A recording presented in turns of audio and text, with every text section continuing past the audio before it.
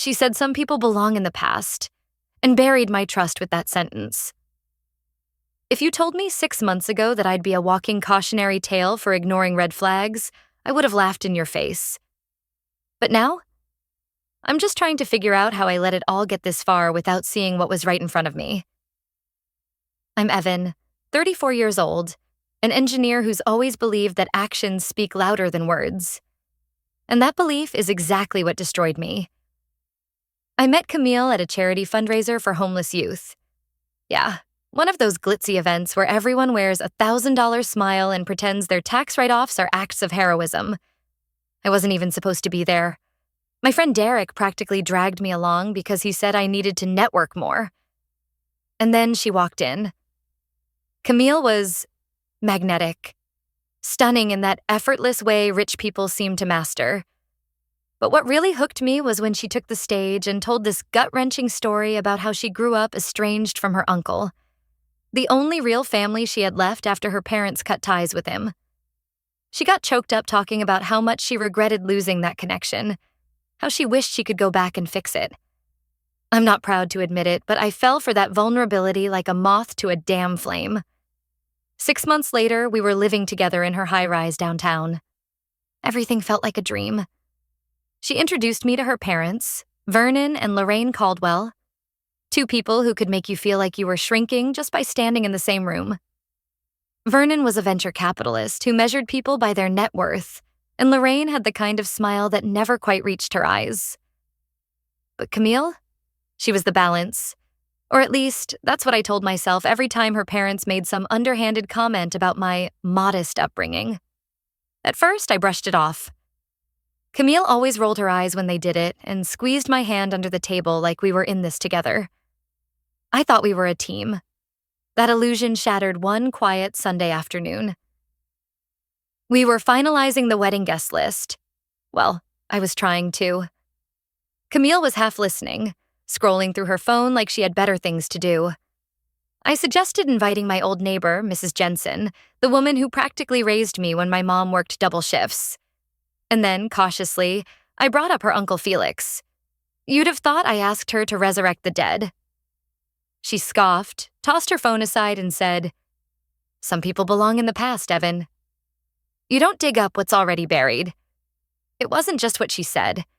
It was the way she said it. Cold, final.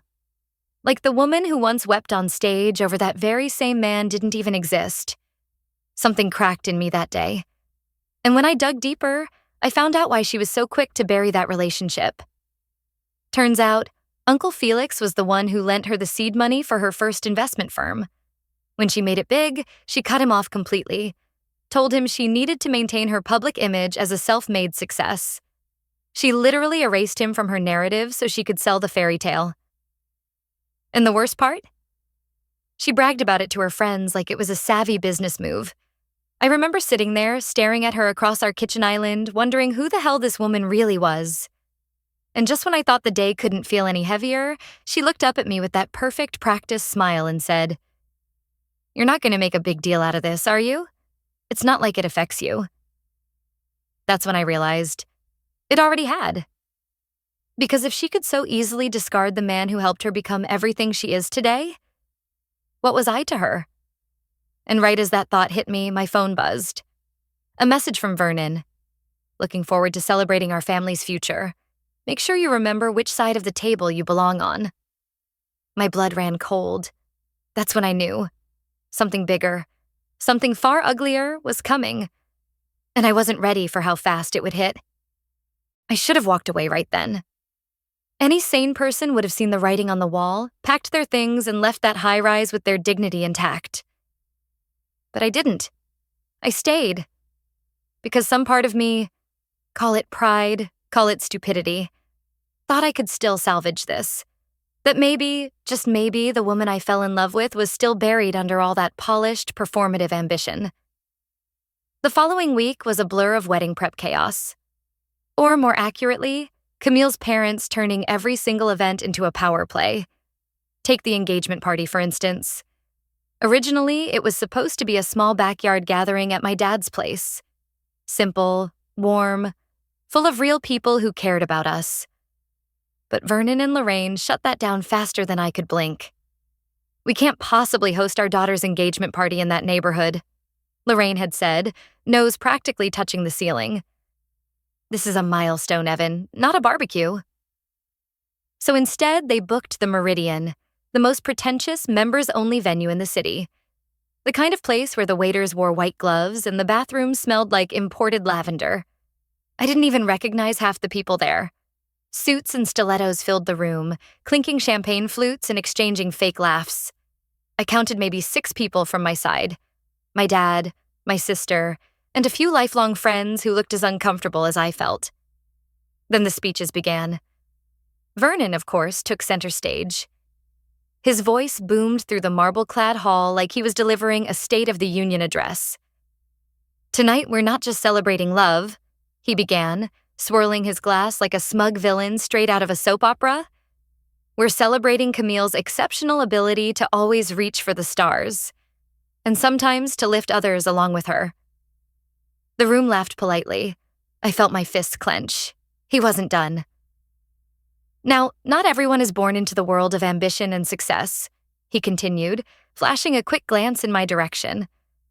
"But it's inspiring to see someone like Evan rise above his beginnings." Rise above my beginnings? Like I was some charity case she picked up along the way. I felt my sister's hand squeeze my arm under the table, silently begging me not to explode right there. And then Lorraine chimed in from across the room. "Oh, and isn't it just adorable?" she said, loud enough for everyone to hear. "How Evan spent weeks picking out that modest little engagement ring? Shows how thoughtful he is." The word modest hit harder than I expected. It wasn't just a dig at my bank account. It was a reminder that no matter what I did, I'd always be the outsider in their eyes. But then came the real gut punch. Camille stepped up to the mic. She smiled that picture-perfect smile, the one I used to think was genuine. "I just want to thank my parents for showing me what true success looks like," she began, locking eyes with me like she was about to say something heartfelt. "And I'm grateful to Evan for keeping me grounded. He reminds me every day how far I've come." The crowd chuckled. I felt like I couldn't breathe. I excused myself, heading for the balcony to get some air before I snapped. The city lights stretched out in front of me, cold and distant, just like everything else in my life at that moment. That's when my dad found me. "You okay, son?" His voice was rough, the kind that's weathered years of swallowing his own pride. I shook my head, barely holding back the frustration boiling inside me. And then, like the universe wasn't done kicking me, I got a text. From an unknown number. It was a photo. Camille, sitting in a private lounge laughing with a man I didn't recognize. His hand was resting casually on her knee. The message below it read, "She's always had expensive tastes. Don't fool yourself thinking you're enough." My stomach dropped. I turned back to the party, the noise suddenly deafening. And right then, as if scripted by some cruel director, Camille appeared in the doorway. Her eyes locked onto me, and she smiled. Not a smile of warmth. A smile like she'd already won. If betrayal had a soundtrack, it would be the muffled sound of champagne glasses clinking behind closed doors and the quiet ping of a text message that shattered my last thread of denial. I stood there on that balcony, my father's hand heavy on my shoulder, staring at the photo I never should have seen. Camille, laughing, radiant, with some perfectly groomed stranger, his hand resting a little too comfortably on her knee. And the message beneath it? "She's always had expensive tastes. Don't fool yourself thinking you're enough." I could have dropped my phone right there, but my grip tightened instead. My ears rang so loud I barely registered my dad asking, "Evan, talk to me. What's going on?" I didn't have words, only questions. Was this what I'd been reduced to? The fool in a 3-piece suit paraded around like some project Camille could check off her ambition list? I turned back toward the glittering nightmare behind me, the party still in full swing. And right there, through the glass doors, she stood, Camille, watching me with that same unreadable expression. She knew. She knew exactly what I'd seen. and she smiled. I stormed back into the room, heat rising to my face, my heart thudding like a war drum. Guests turned to look, their polite conversations faltering. My sister caught my eye, mouthing, "Don't." But I wasn't about to stay silent anymore. I walked straight up to Camille. She tilted her head just slightly, her lips curving like this was all some kind of amusing game.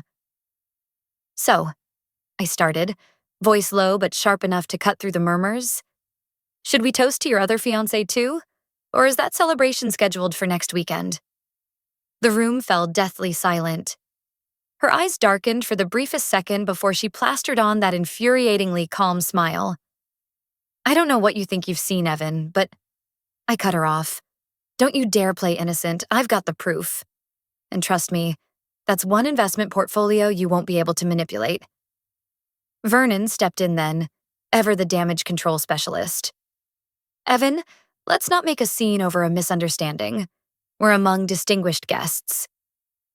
"Oh, I think they'd love to hear this part," I snapped, my voice rising. "You know, the part where their star daughter collects men like stock options and cashes out when they stop increasing her social value." Gasps echoed through the room. Lorraine had the audacity to clutch her pearls like she was the victim here. Camille's mask slipped for just a second then, her eyes narrowing, her voice low and venomous. "Careful, Evan. Don't forget who made you relevant." And there it was. The ugly truth she'd tried so hard to hide under layers of charm and carefully staged vulnerability. But then, the twist. From the corner of my eye, a figure stepped forward. An older man, rough around the edges, but with a presence that silenced the room more effectively than any of my words had. "Funny," he said, his voice gravelly but clear. "That's exactly what she told me 10 years ago, right before she ghosted me and kept every dime of the $50,000 I loaned her." The room turned. "Uncle Felix?" I whispered, stunned. He met my eyes, his expression pained but resolute. "Didn't think she'd invite me, did you?" His gaze shifted to Camille. "I came to see if she'd changed, but I see she's just gotten better at hiding it."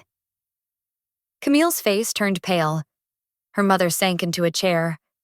Vernon tried to usher Uncle Felix away, but the damage was already done. And right there, in front of everyone, Camille walked out. Not a single word. No apology. No defense. Just silence. But somehow that hurt more than any screaming match could have. I stood frozen, feeling every ounce of betrayal settle into my chest like cement. And I realized something painful. This wasn't just about losing Camille. It was about losing the version of myself that believed people like her were even capable of real love. If you've ever stood in a room full of people, surrounded by noise and felt utterly invisible, I want you to know I get it. I know what it's like to believe in someone so much you forget to believe in yourself. And if you're out there, holding on to a love that feels more like a transaction than a partnership, I hope this is the sign you've been waiting for. Sometimes the bravest thing you'll ever do is walk away before the final sale closes. I used to think revenge meant loud confrontations and dramatic exits. Turns out it's much more satisfying when it's quiet, and absolutely devastating. In the weeks following the engagement party disaster, Camille went into full damage control mode. Public statements about irreconcilable differences, carefully curated photos of her living her best life, and, my personal favorite, an interview with a lifestyle blog where she claimed she'd dodged a bullet by walking away from a man threatened by a powerful woman. Threatened? No, Camille. I was disgusted. But I wasn't going to waste my time firing back with words. I had a better plan. You see, Camille's latest venture, Elevate Capital, was all about supporting minority-owned small businesses. She'd built an entire PR campaign around it, pitching herself as a philanthropic powerhouse while cozying up to the city's elite. But here's the thing. When you grow up watching your single mom struggle to keep her little bakery alive against impossible odds, you learn a thing or two about how real small businesses survive and how grifters exploit them. And I had receipts. Over the years, Camille had quietly absorbed controlling interests in several of the businesses she helped. The supposed grants she bragged about? They were structured as predatory convertible loans, designed to take ownership the second those businesses missed a payment. Payments set up to be impossible from the start. She wasn't empowering anyone. She was building an empire on the backs of struggling entrepreneurs too desperate to read the fine print. And that's when I decided it was time for the final move. The city's annual Economic Empowerment Conference was approaching. Big sponsors, politicians, media. Camille was slated as the keynote speaker. And lucky for me, I had a few favors to call in. The day of the conference, I showed up early, dressed sharp, armed with a neatly organized dossier. Inside, detailed evidence of every shady deal she'd made, loan contracts, hidden shell company documents, and testimony from 2 business owners she nearly bankrupted. When the panel opened for a live Q&A session, I stood up right as Camille flashed that familiar, camera-ready smile. "Evan Brooks," I announced clearly into the microphone. Her smile wavered for the first time. "My question's simple," I continued, my voice steady. "Can you explain how taking controlling shares of minority-owned businesses aligns with your mission of empowerment? Or should we just call it what it is? Modern-day corporate colonization." The room went dead silent. Every camera lens turned toward her. Camille stammered, her PR-polished exterior cracking in real time. I think you're misinformed. Elevate Capital only." I held up a document, my voice unwavering. "Then maybe you can explain this contract with Malik Harris's community cafe? Or how about this foreclosure notice for Maria Alvarez's art studio? Both signed under your terms, both lost everything when they missed one payment." A ripple of shock spread through the room. Journalists began flipping through their press packets. Politicians shifted uncomfortably in their seats. And then, the twist. From the back of the room, a voice cut through the tension. "Actually, I'd love to hear that explanation too." Every head turned. It was Uncle Felix, but this time he wasn't just some estranged family member. He was standing next to the chair of the city's Business Ethics Committee, holding his own thick folder of documents. Camille's face turned white. Uncle Felix raised his voice, loud and clear. "Because what Mr. Brooks doesn't know is that some of these contracts involve misappropriated federal grant funds. And that's not just unethical. That's criminal." The air left the room. Camille tried to gather her composure, but her carefully constructed world was collapsing right there, on the biggest stage of her career. Security escorted her off the stage 15 minutes later, while reporters swarmed Uncle Felix and me for statements. And standing there, watching it all unfold, I felt something I hadn't in a long time. Peace. Not the kind that comes from forgetting, but the kind you earn by finally standing up for what's right. If you've ever swallowed your pride to keep the peace, let me tell you something. Sometimes silence is the heaviest weight you'll ever carry. And sometimes, breaking it is the most powerful thing you'll ever do. They say you can't put a price on dignity, but watching Camille escorted out of that conference, shoulders stiff, eyes wide, and every camera in the room tracking her downfall, felt like the most priceless moment of my life. For a brief second, I almost felt pity. Almost. But then I remembered Maria Alvarez breaking down in her empty art studio, surrounded by the shattered remains of her life's work. I remembered Malik Harris, who told me he couldn't even walk past the block where his cafe once stood without feeling like he'd failed his entire community. No. Camille wasn't a victim. She was the architect of her own collapse. The fallout came fast. Within 48 hours, city officials launched a formal investigation.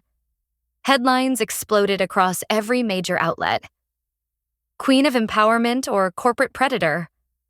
One by one, her carefully curated partnerships dissolved. Sponsorships vanished. Investors ran for the hills.